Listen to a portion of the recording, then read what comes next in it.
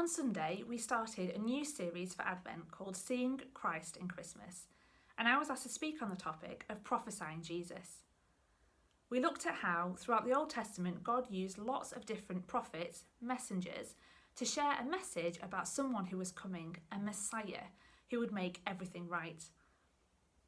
The people of God had to wait a long time for this promised Messiah. But then, in the life of Jesus, we see all these prophecies fulfilled. Prophecies about his birth, about his life, about his teaching, about his death, and about his resurrection.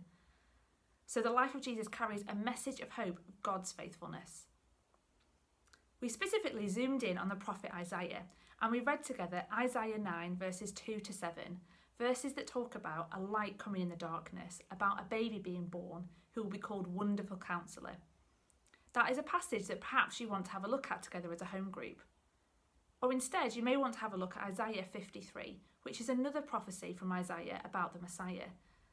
This one is called the Suffering Servant, and it talks more about Jesus' humility and the type of death that he would suffer. As you read one or both of these passages, think about what they tell us about the Messiah, and how do they carry a message of hope for us today. Isaiah was a prophet. He had seen something of God, and then he was told to go and tell others. We are also people who have seen something of Jesus, and we're supposed to go and tell. We have seen the light in the darkness, and we want to go and tell other people about the hope that it offers. A good way to start doing that is by telling one another. And in your home groups, I'd encourage you to share stories of where you've seen Jesus at work in your life. How have you experienced the light in the darkness? Where have you felt his guidance, his provision, his healing? How have you seen Jesus change your life?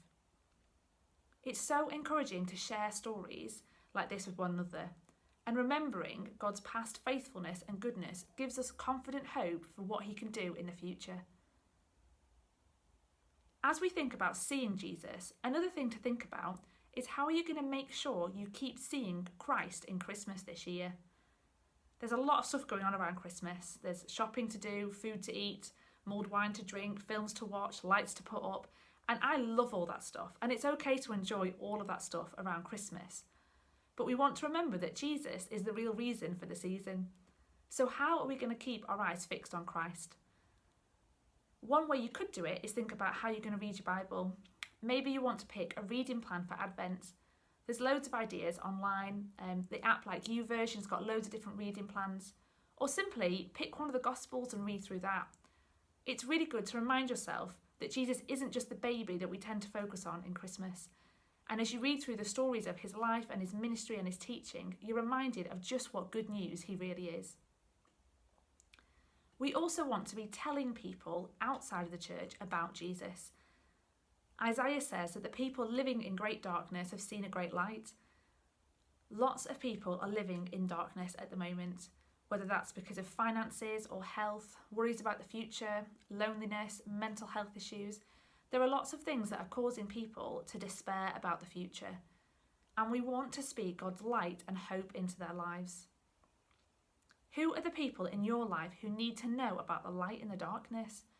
Who could you share this good news with? Or how could you show the good news? We need to use both our words and our actions to show the good news of Jesus. So it's great to hear about Life Church's plans for Christmas dinner and the reverse Advent calendar. I'd really encourage you to get involved with those projects. Or if you can't, maybe there's other things that you can do more locally to you. How could you bless your neighbours? Who could you do some shopping for? What other practical ways could you show God's love? But we don't want to just do nice actions for people. We also want to speak the truth of Jesus. And I know that sometimes that's really hard. I know I find it hard. Often I think, I wish I'd said that, or I didn't say that quite right, or I missed the opportunities to say something to somebody. I think I should have prayed and I didn't. Many of us struggle with confidence when it comes to sharing the good news. But that's when we need to remember that God is with us.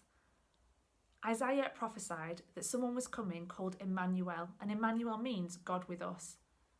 Jesus came and made his home on earth, and he is still with us today. And in Matthew 28, when he commissioned his disciples to go and tell everyone else the good news, he promised that he would always be with them. And he makes that promise to us too. So however we feel about sharing the good news, whatever barriers or fears we have, we can bring them to God. And I'd encourage you to spend some time in your home group talking that stuff through together. And then take the time to pray for one another and ask God for whatever it is you need, whether it's more confidence, more opportunities, the right words to say, or just more boldness in how you declare the good news of Jesus. However you feel today, I hope that you would know something of the light in the darkness. And I hope that you would remember, as people who've seen the light in the darkness, we have a great opportunity to share that hope with other people.